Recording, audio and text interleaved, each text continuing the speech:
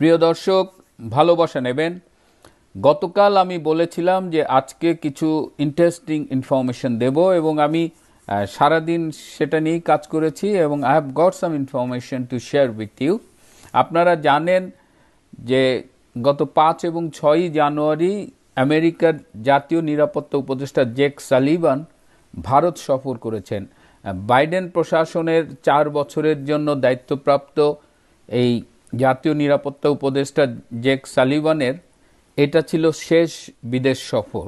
আগামী 20 জানুয়ারি নবনির্বাচিত president Trump শপথ গ্রহণ করবেন এবং তার মধ্য দিয়ে এই জেক সালিভান এবং বাইডেন প্রশাসন বিদায় নেবেন আর কি।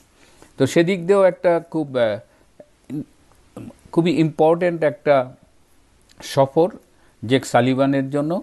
কালকে আমি যখন ইউটিউবে একটু সার্চ করছিলাম, গুগল সার্চ করছিলাম, আই ওয়াজ লাকি, হঠাৎ করে দেখলাম যে জেক সালিভান দিল্লির আইআইটি ইন্ডিয়ান ইনস্টিটিউট অফ টেকনোলজিতে বক্তৃতা দিচ্ছে। তো আমি ওনার বক্তৃতাটা পুরোটা শুনলাম এবং আমি খুবই বিস্মিত হয়েছি যে ভারত এবং আমেরিকার পার্টনারশিপটা একদম অন্য লেভেলে চলে গেছে।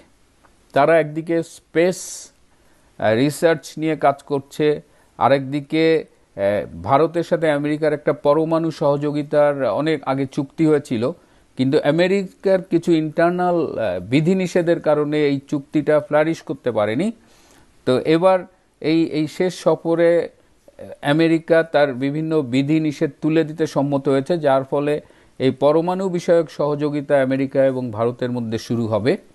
এর বাইরে আর্টিফিশিয়াল ইন্টেলিজেন্স, ইন্দো প্যাসিফিক এরিয়ার সিকিউরিটি, অনেকগুলো পার্টনারশিপ কিন্তু ইন্ডিয়া এবং আমেরিকার মধ্যে কাজ করছে। এবং আইআইটির ইতিহাস বলতে গিয়ে তিনি বললেন যে 1949 সালে জওহরলাল নেহরু আমেরিকায় গিয়েছিলেন এবং পুরো আমেরিকায় প্রায় তিনি ঘুরেছেন এবং সেখানে তিনি এমআইটি দেখেছেন। এমআইটি আমেরিকা, এই যে সেই এমআইটি দেখে তিনি কিন্তু আইআইটি করেছিলেন এবং এমআইটি এবং আরও আমেরিকার 11টার মতো বিশ্ববিদ্যালয় মিলে তারা আইআইটি এস্টাবলিশ করতে ভারতকে হেল্প করেছিলেন এবং সেই আইআইটির গ্র্যাজুয়েটরা আজকে মোটামুটি আমেরিকার বড় বড় পজিশনগুলো হোল্ড করছে। সো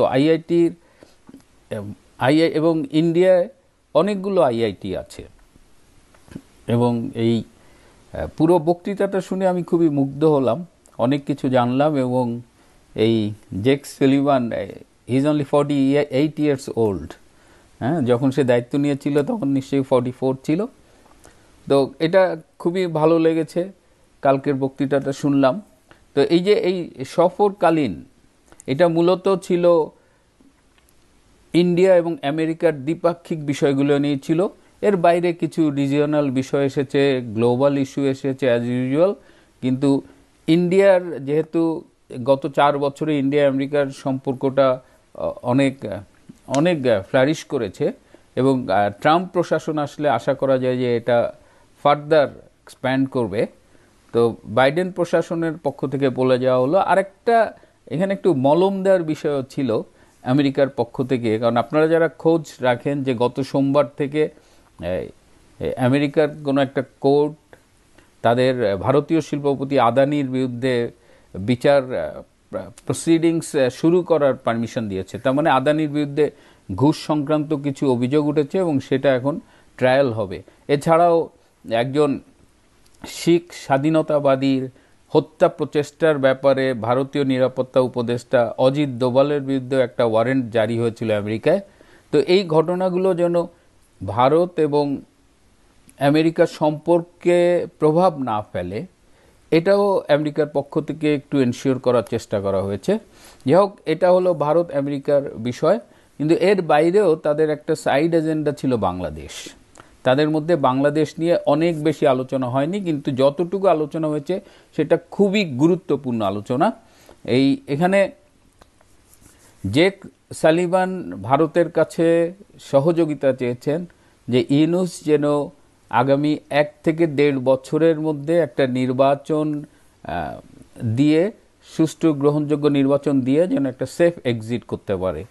তো এখানে 1 থেকে 1.5 বছর সময় চেয়েছে ইউনূসের জন্য জেক সালিভান, এবং ভারতকে অনুরোধ করেছে যে এই নির্বাচন দেওয়া শেষে যেন ইনুস এবং তারা বলেছে ইনুস অ্যান্ড অ্যাসোসিয়েটস, হ্যাঁ, শুধু ইনুস একা না, তারা যেন একটা সেফ এক্সিট পায়, তারা যেন কোনো বিপদে না পড়ে।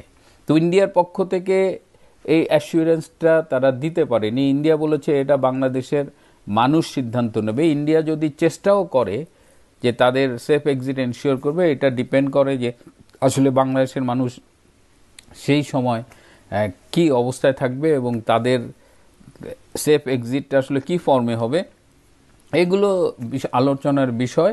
কিন্তু নির্বাচনের ব্যাপারে ভারতের পক্ষ থেকে একটা নতুন তথ্য দেওয়া হয়েছে এবং তারা জেক সালিভানকে জানিয়েছে, যেটা আমার কাছেও মনে হয়েছে যে এটা এখন বাংলাদেশের যারা রাজনীতি করছেন তাদের এটা পরবর্তীতে ভাবা উচিত।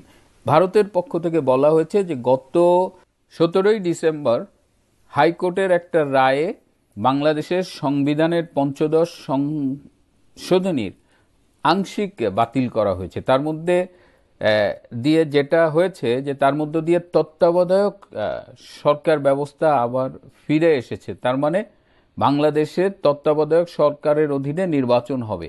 তো বাংলাদেশে যেহেতু এখন ৫ম সংশোধনীর ওই অংশটা বাতিল হয়েছে, তার মানে এখন বাংলাদেশের সংবিধান অনুযায়ী পরবর্তী যে নির্বাচনগুলো হবে সেটা তত্ত্বাবধায়ক সরকারের অধীনেই হবে, জাতীয় নির্বাচন। তাহলে এখানে কিন্তু সাংবিধানিকভাবে একটা বাধ্যবাধকতা চলে আসছে যে আগামী নির্বাচনটা তাহলে একটা তত্ত্বাবধায়ক সরকারের অধীনে হতে হবে। কিন্তু ইউনূস হলো অসাংবিধানিক, অবৈধ, দখলদার, জোর দখলকারী একটা সরকার।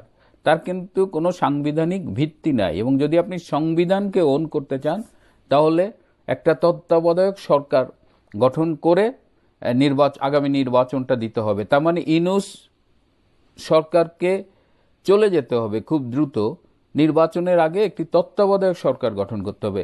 That was the point from Indian side. India Jake সালিভানের সাথে আলোচনায় এই বিষয়টা তুলে এনেছে। তো আমার কাছে মনে হয়েছে যে এটা তাদের আলোচনায় আসলে এটা বাংলাদেশের রাজনীতিবিদদের এখন ভেবে দেখা উচিত যে Yunus should go, today or tomorrow Yunus should গো।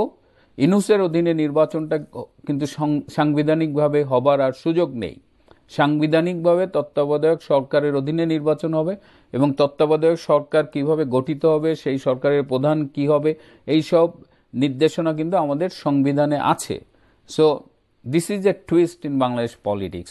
এবং যেহেতু ইউনূস প্রচণ্ডভাবে ব্যর্থ হয়েছে, তিনি লটারি পদ্ধতিতে দেশ চালাচ্ছেন আর কি, যদি লাইগা যায় পদ্ধতিতে, যে যদি ভালো হয় ভালো, আর খারাপ হইলে আমাদের কপাল খারাপ। এবং আজকে দেখলাম যে বাংলাদেশ পরিসংখ্যান ব্যুরো বলেছে যে বাংলাদেশের প্রবৃদ্ধি গত 4 বছরের মধ্যে সর্বনিম্ন নেমেছে, এটা 2-এর নিচে নেমে গেছে, 1.85% প্রবৃদ্ধি। সো এরকম একটা ব্যর্থ সরকার যতদিন থাকবে ততদিন দেশের ক্ষতি হবে, ততদিন বাংলাদেশের ক্ষতি হবে। সুতরাং এই সরকারের রিমুভালটা হলো একদম সময়ের দাবি। একে সরিয়ে যত দ্রুত যারা নির্বাচন চান, এবং আমার মনে হয় যে এখন নির্বাচন সবারই দাবি যারা বাংলাদেশের ভালো চান, এক্সেপ্ট কিছু রাজাকার আছে এরা বাদে, যারা নির্বাচন চান এবং জনপ্রতিনিধিদের দ্বারা দেশ পরিচালিত হোক চান, তাদের জন্য এখন ইউনূসকে সরিয়ে যত দ্রুত সম্ভব একটি তত্ত্বাবধায়ক সরকার গঠন করে তার অধীনে নির্বাচন করা, অন্য কোনো কিছু যদি না ঘটে। তো আমি এটি আমার কাছে মনে হচ্ছে যে it's a very very important information. আমি সারাদিন কালকে এবং আজকে খোঁজ নিয়েছি, কিন্তু দিস পিস অফ ইনফরমেশন কিন্তু আমার জন্য খুব নতুন, আমি এটা ভাবিনি। বাট ভারতের পক্ষ থেকে এইটা যখন জেক সালিভানকে বলা হয়েছে, জেক সালিভান বলছে দেখা যাক। কিন্তু আরেকটা খুব ইন্টারেস্টিং একটা ব্যাপার হয়েছে এখানে, এই যখন অজিত দোভালের সাথে জেক সালিভানের মিটিং হচ্ছিল, তখন জেক সালিভান অজিত দোভালকে থ্যাংক ইউ বলেছে এবং বলছে thanks for working with us for last 4 years। তখন অজিত দোভাল একটু খোঁচা দিয়ে বলেছে you also work with ISI। তার মানে তুমি তো পাকিস্তানি গোয়েন্দা সংস্থার সাথেও কাজ করেছো।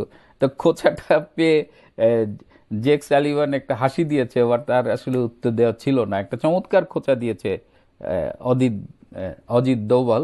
এবং এটাই আমেরিকা এই উপমহাদেশটাকে ভারতের সাথে একদিকে একটা আনপ্রেসিডেন্টেড পার্টনারশিপ গড়ে তুলেছে, at the same time Bangladesh এবং পাকিস্তানের রাজনীতিটাকে খুব উত্তপ্ত করে দুটো দেশেরই ব্যাপক ক্ষতি করেছে। এবং বাংলাদেশ সাথেও কথা হয়েছে। এবং আপনাদের আরেকটু জানিয়ে রাখি যে আমেরিকার নতুন যে ট্রাম্প প্রশাসন আসছে, তারা বাংলাদেশে পরিবর্তন চায়, পাশাপাশি তারা ইমরান খানেরও খুব দ্রুত মুক্তি চাইবে। এবং পাকিস্তানের রাজনীতি ক্রমশ ঘোলা হয়ে উঠছে। ইমরান খানের মুক্তি, ওদিকে সামরিক শাসন আসবে কিনা, ওদিকে আফগানিস্তানের সাথে তারা সংঘাতে জড়িয়ে গেছে। তো সব মিলিয়ে পাকিস্তানের একটা পরিবর্তন আসছে, আর বাংলাদেশে তো আসছেই। ইনুস হ্যাজ টু গো, এবং শেখ হাসিনা এবং আওয়ামী লীগের জন্য আগামীতে সুখবর থাকবে। আজ এ পর্যন্তই। প্রিয় দর্শক, ভালো থাকবেন, সুস্থ থাকবেন।